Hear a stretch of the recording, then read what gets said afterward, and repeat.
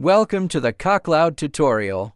In this video, we'll show you how to generate a Gaussian splatting model using data collected with the CHCNAV RS10. First, go to your project workspace and click New Dataset. Select LiDAR raw data and choose the RS series device. Next, upload the original zip package from RS10.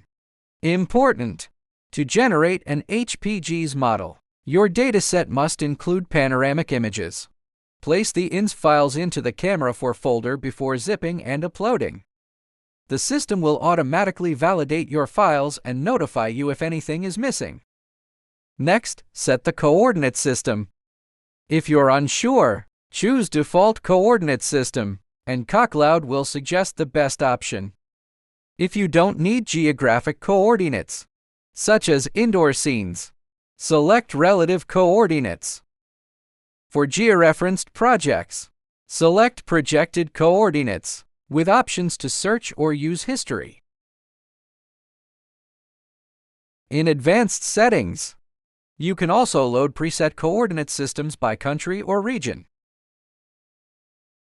Upload a CRD file, or define custom parameters including ellipsoid, projection type, and central meridian. Parameter transformations and grid file imports are also supported.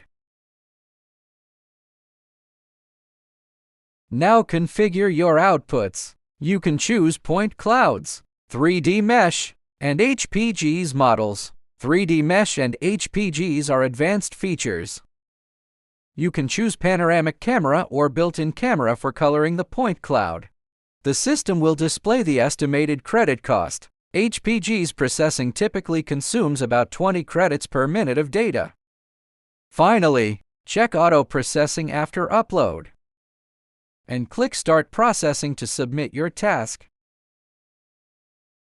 You can track the upload progress in the top right corner. Do not close the page until the upload is complete, and use a stable internet connection for large datasets. Once the upload is finished, CoCloud will automatically start processing. On the task detail page, you can monitor the processing status.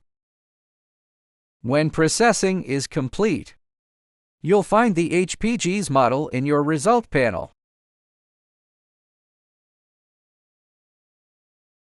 You can explore the model in detail, zoom, take measurements, add annotations, or export it for further use. In Gaussian Splatting viewing mode, you can also explore the scene in first-person or digital human mode. For example, click the Digital Human button in the top toolbar to enter the space. You can choose whether to enable collision detection. Use the on-screen controls to move forward, backward, left, and right. It feels just like a video game, allowing you to freely walk through and experience the 3D space.